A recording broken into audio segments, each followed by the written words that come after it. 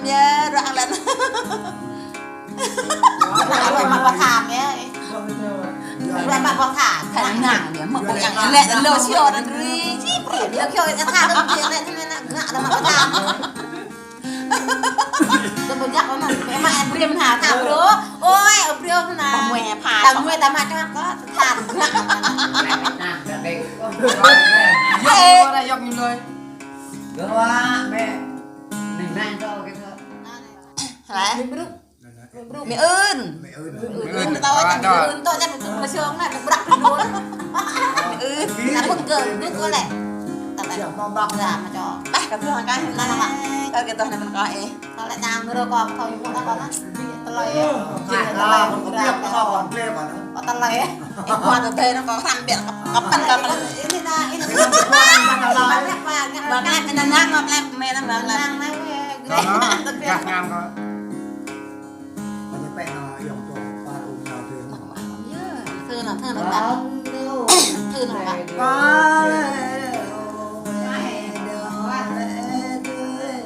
vậy cái ta được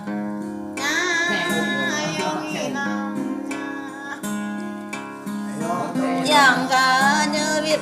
bàn tờ Yang ca như giờ lại tai Lên đây. có bé Yang ca như nè thế mi hiểm ta giờ tuyệt làm này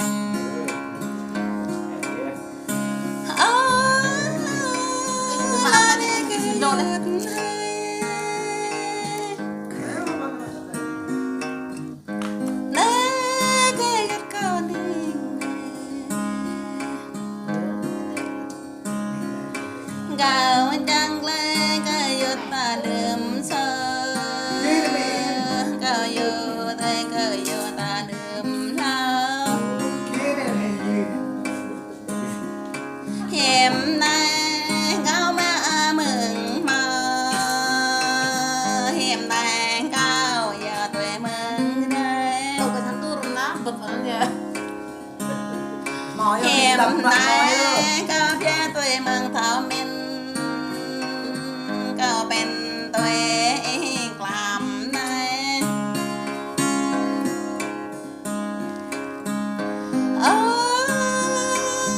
Cái yết ta mừng Giờ cái yết ta mừng đêm Để cái yết cao hình đê Lạc lá cái yết ta lạc lá Đoạn đạc lại bộ ta buông tay Đoạn đạc lại phía ta bờ về lại hạt buồn thao lửa biển ghé nhớ Gió quá lư tao mua đẹp à. tay nhà nó đi được nhà. ai dùm một lá Tay dập luôn. cái nhớ ta mừng cao giờ tuổi cái nhớ ta mừng đêm hiểm nay cao giờ tôi đọc có mừng thở đỏ tay Đi dùng từng là con bỏ có mừng thở đỏ đây cái giật cao giờ tôi làm này Cho thật lo. đi ô thôi. Giờ tôi cái giờ ta mừng đêm Nhập có tiếng tha về lệ Nhập ta tiếng mất với cái dân Đọc có lô bó giờ cái giật Ô bó có lô mình giờ cái dân Phải thông nhân về cái giật Ốc lại phải về họ cơ giật ai mà chưa này làm đây tôm cái phai to về cái giật bội làm lời về cái giật nam dịch pre mê tăng đau cái giật nam cloud pre mê thang phạt ô cái giật nhập phạt mê cút con ô cái giật câu đó hiểu cha nên làm này có hắn hai hiểu ta đến cái giật có ai ra làm biếng hết làm này cái giật ta mừng cái giờ tới cái giờ ta mừng đêm lạc đêm la biên cái giật ta nguyện cha bỏ tộc mình tại nhớ lên ta bốc ba lên đến cái giật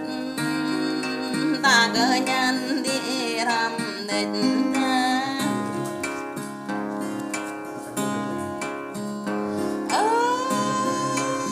cái giật ta mừng cơ giờ te cơ giờ ta mừng đêm ta đón thôn nay biên cái giật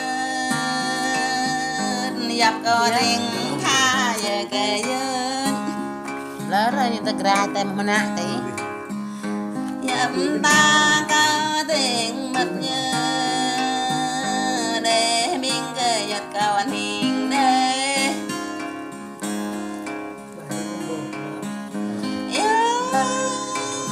cái giật ta mừng cơ ngoại để cái giật ta mừng đêm chuyện ca lời bên thùng nợ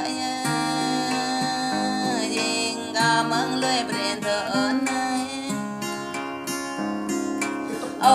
bây giờ tôm ta lại cầu nghìn kiếp